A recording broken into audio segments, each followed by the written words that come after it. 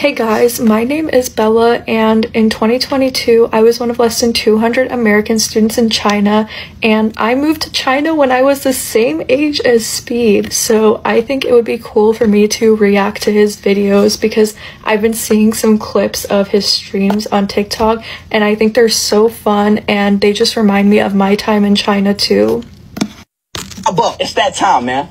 Let's go! We're here in China! Oh! Ni hao! I see you. Literally my reaction when I first got there, bro, I swear to God, I was always just talking to random people on the streets, and random people were always coming up to me too. You do? Yeah, I follow. I thought y'all didn't have YouTube here. No, you're a liar. You have YouTube. No, I said I thought y'all didn't have YouTube here. I can see. You know, in Chinese, many websites will. Alright, bet, bro. Yeah, you the first. Yeah, actually, okay, this is a very common misconception. People think that YouTube and stuff like that, that Chinese people can't access our social media platforms and our videos. But the thing is, a lot of our videos are actually posted to their social media platforms as well, but they just add translations and stuff to it. So when I was in a relationship in China, my boyfriend was showing me a lot of videos that were also on my TikTok For You page, and I was just in shock. I was literally our For You pages are identical, and he was using Chinese TikTok. 他跟我说，你不要以为我没有看过单口喜剧。单口喜剧就是一个人站在台上， Okay. 吐槽自己的父母。Okay, alright, bet. Yes, sir. Yes, sir. Yes, sir. Yes, sir. What did he say? Yes, sir. What? Thank you. What did he say? I don't know. Bruh, this was me literally every day. I'm not even joking. I swear this was me. I can't even choose nothing. Oh my god. Which one is chicken? No chicken. Oh my god, I saw this. Yeah, over there. This old man is so sweet. Wagwan. Are you really influencer? Yes. Your Chinese name, Jia Kang. He recognized you. Wait, what's my Chinese name? Jia Kang. John Kwan. Jia Kang哥. John Kwan. Yeah, exactly. Bro, you know what is so crazy? So you would think that just by watching something like this, you would think that this is just an experience that celebrities would have in China, but this is not true at all. Even if you're just a random person walking around China, people will come up to you and be this friendly to you. I'm not even joking, bro. John Kongu. See how nice people are, bro? I miss this so much. Oh, you the first Ronaldo fan I met. Hey, he the first Ronaldo fan I met in China. WM. Hola. Bro, I don't know no Chinese words, bro. They got KFC in China. Ain't no way. KFC in China, baby. Bro, it's literally on every corner in the most random places too. I'm not even joking you. You'll be at some kind of historical site and you'll see a KFC in the bougiest building, and it's just so shocking. Oh, yes. KFC just got, bro, I feel like KFC is everywhere. Oh, my God. Ain't no way. He's right about that. One chicken leg, please. One drumstick. One drumstick. All right, chat, let's do our test taste, y'all. I know we got to do our test taste, bro. Oh, my God. Everybody KFC subscribe, in China y'all. is so good. Oh, my God. Bro, they have actually so many unique items on their menu. They even sell boba ice cream there. She said. Alright. So speedy. Oh, my first friend, I call him. Wait, how you in? Guys. Chat, this is Chinese YouTube. Oh my god, bro. Alright, I'm about to try that KFC China. Alright, she said, I am about to try China KFC, okay? He already has a whole audience. They don't it's get so what I'm funny. saying. He has an entourage. Let's see, here we go. Let's see if it's good. Woo, here we go. Woo. Delicious.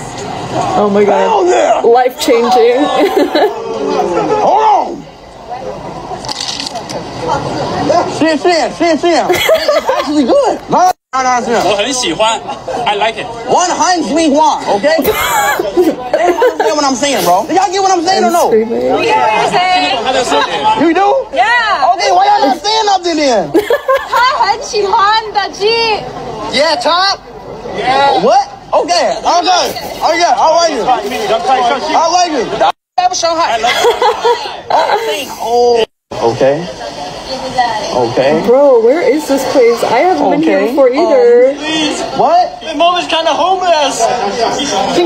Bro, that's the thing about China. Like, you'll be walking on the streets and you'll just like stumble into the coolest places ever. It's actually so nice. I miss that so much about China. Like, you would never experience something like that in the US, where you just walk around and you stumble into like the most random and really cool places ever. This place. Wait,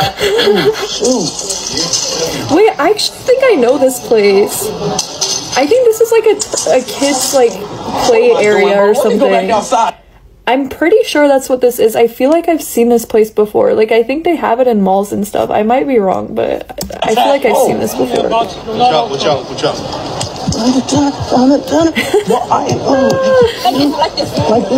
Yeah, okay.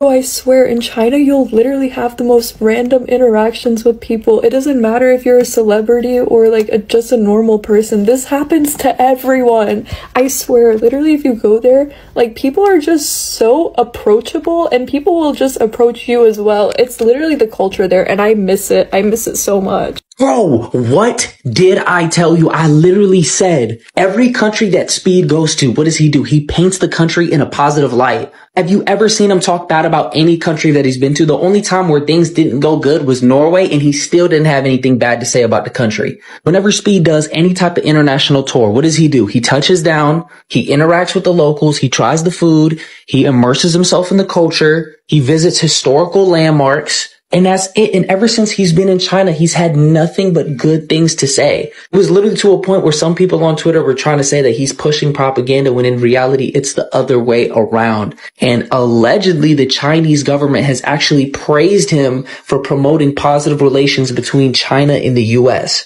Did I not pre-fire this during the announcement? I was trying to tell you, he got that much pull. After only 4 days of being on Chinese TikTok, he already has over 1 million fans.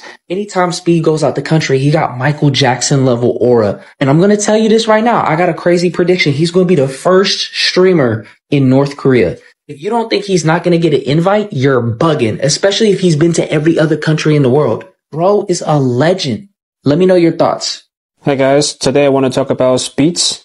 You know, Speeds has been in China for a while, and it seems like he has a great time.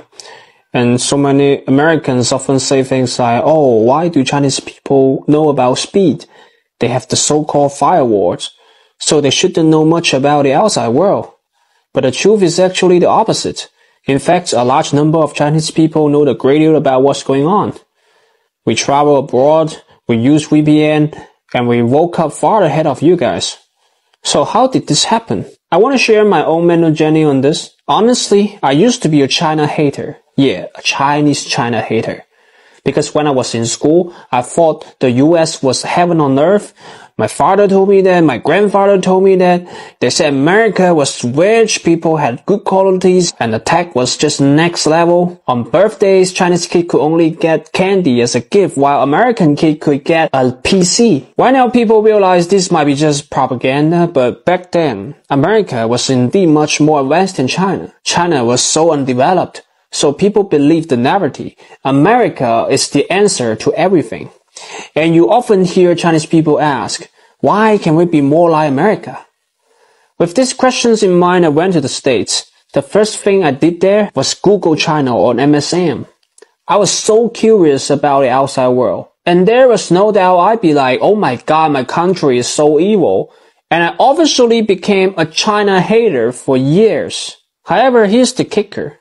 As an international student, I would go back to China very frequently. Every time I went back, my hometown, a really small city in Guangdong, had changed a lot. The infrastructure there was getting better, the facility there was getting better, even the efficiency of the bureaucracy was getting better. It became a really pleasant place to live.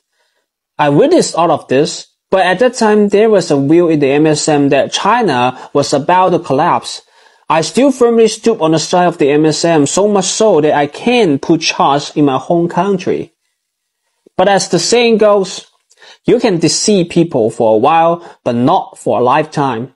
I gradually realized that when the MSM kept criticizing China, my mother got promoted again, My father made a great deal of money from the stock market again, and my grandparents' pension increased again.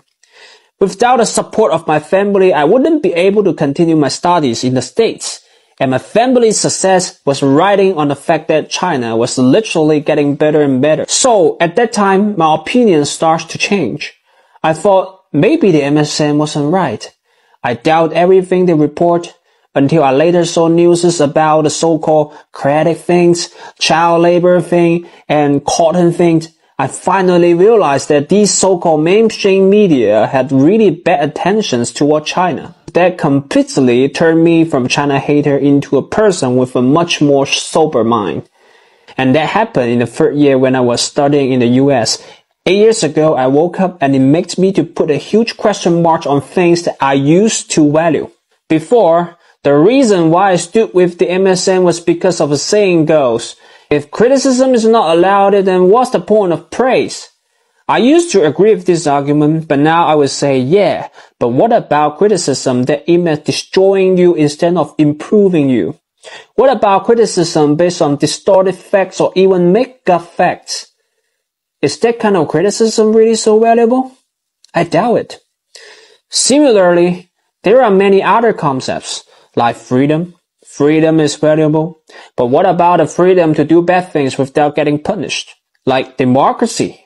Democracy is also valuable, but what about a democracy that just involves endless debates without actually getting things done? As we can see, overemphasizing a concept's perfection and righteousness often backfires.